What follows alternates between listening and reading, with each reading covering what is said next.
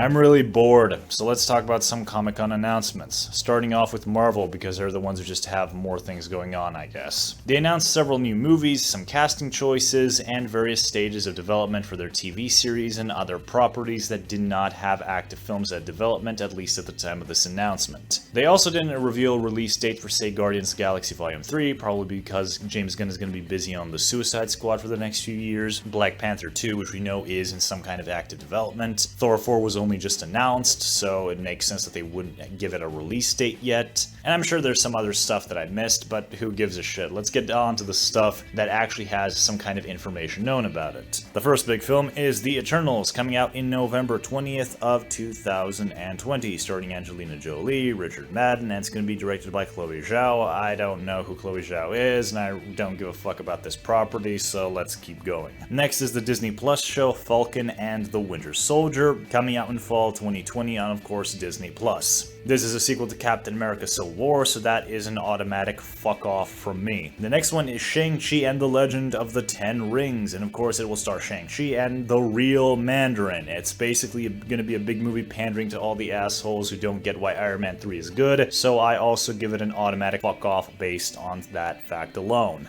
The next project is WandaVision, coming to Disney+. There's also going to be Monica Rambeau from Captain Marvel there, I guess like an adult version of the character that was introduced in Captain Marvel the movie. I haven't seen Captain Marvel because I've heard it's fucking boring, and considering the fact that she does basically nothing in Endgame, I'm pretty certain that I did not miss anything important. WandaVision is whatever, their pairing is kind of just weird. I've never really cared for it in the comics or in any of the various adaptations, and also the title sounds kind of like a porno, which is probably the only remotely interesting thing about this entire project, so I'm probably not gonna give a shit about it, and most certainly won't watch it. The next one is Loki. So this is gonna be about that Loki from the 2012 version from the Avengers Endgame event, the one who took the Tesseract and fled. It's basically standard comic book writing where you develop a character, usually an antagonist, in a more positive light, then you kill them off, and then you introduce some kind of alternate version of them, or you resurrect them with amnesia. You just basically get your cake and eat it too. So that's also an automatic fuck off from me.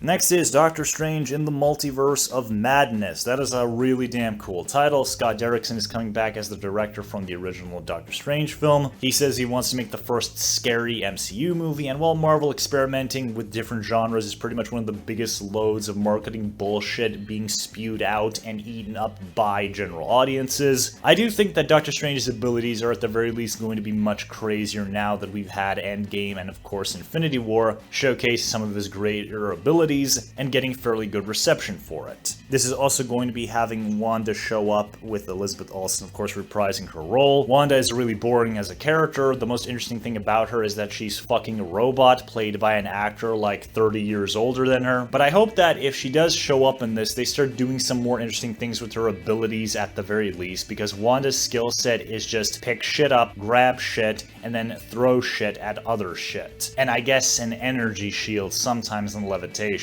But yeah, this is going to be coming out in 2021 around May 7th, making it kind of like the big tentpole MC release of the year, which is really cool. And I'm definitely going to give this one a watch. I like Benedict Cumberbatch. I like Doctor Strange as a character. I have some very small shred of hope left that they will do some cool things with this, but it is the MCU, so who the hell knows anymore. Next is the very first Marvel Studios animated series, What If? This is another project I'm very much interested in. Basically, it's an animated series that's going to take several different points in the MCU's history, and it's going to do what-if storylines based on them. And one of the very first premises that we know of is Peggy Carter becoming Captain America, or rather getting the super soldier serum, while Steve Rogers stays skinny but gets a version of the Iron Man armor. Unfortunately, the series is only coming out in summer of 2021, so we basically have to wait 2 years for this thing. The vast majority of the MCU actors are going to be coming back to reprise their roles, so that's going to be kind of cool, I guess. And I've honestly always wanted kind of like a comic book anthology series that just takes an episode or a set number of episodes to do a what if on existing events. So this could be another really cool project from the Marvel people. One thing I really hope does happen is that they change the animation style, because all of the recent Marvel shows look so bland, so boring, so generic animation-wise. Even looking looking at a still from them makes you want to drop into a fucking coma. So I hope that they actually do spice that up and try to make them a little bit more visually interesting, and to avoid another pitfall of the various animated series, which is trying to adapt the movie costumes into animation. It doesn't fucking work. Stop doing it. It's just a bad idea. Next is the Hawkeye series. It's also going to be a Disney Plus thing coming out in fall 2021. It's going to introduce Kate Bishop, and it's most likely going to be based off of the Matt Fraction stuff. I don't really know how that's going to work, considering the fact that Clint is a very different character from the guy in the comics. Comic Clint was kind of like a schlub who's living in a shitty apartment. This Clint is with his family, so maybe they're going to do some stuff where Hawkeye, being a psychotic murderer for 5 years, alienates him from his family, and so he has to like move away from home or something like that. Which would honestly be an interesting premise, because I just find it weird how in Endgame, Clint can just be a psychotic Punisher type dude for half a decade, and then the ending just wants me to accept the fact that he can go back to regular civilian life like nothing's ever happened to him. So if this series does actually try to do something with Hawkeye from Endgame, I might give it a watch, but I'm not holding my breath on that.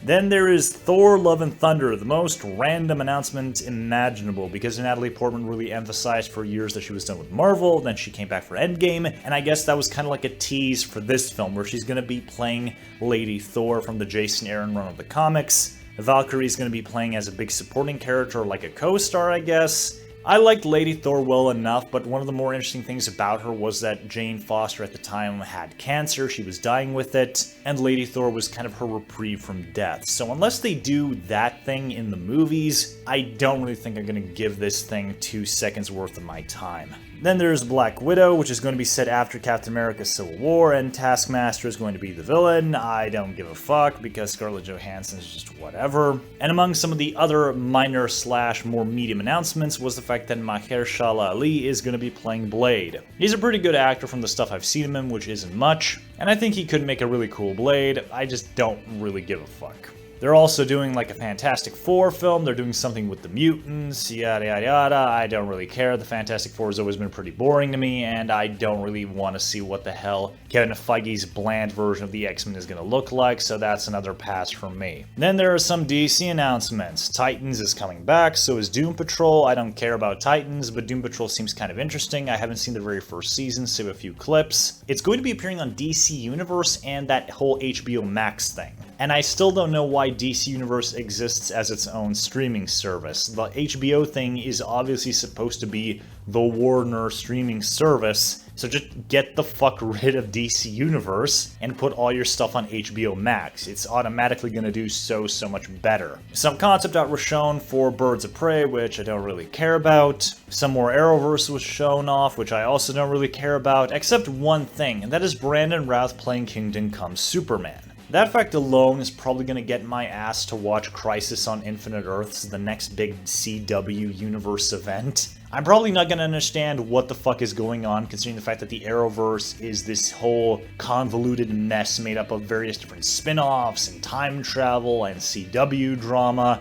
and alternate universes and blah blah blah blah blah. But screw it, I want to see Brandon Routh play Superman again, even if it is the Kingdom Come version, so that's going to be cool. Congratulations, CW, you did the one thing that could make me watch any of your horrible shit ever again. And then the next big thing that they showed off was Batman Beyond getting a remastered Blu-ray release. Finally, we will be able to watch one of the best Batman shows in a quality that doesn't look like rancid dog shit. No, seriously, every time I find any kind of place to look at Batman Beyond, it looks like it was filmed on a VHS that was chewed up by a dog and then shit at by a devil-possessed nun. So seeing the show in actual decent quality for once is going to be pretty damn cool in and out of itself. So yeah, those are my impressions on the various Marvel and DC stuff coming out in the next few years. Majority do not give a fuck. There's a few things that I do care about. I'm gonna watch them, and the other things, who cares?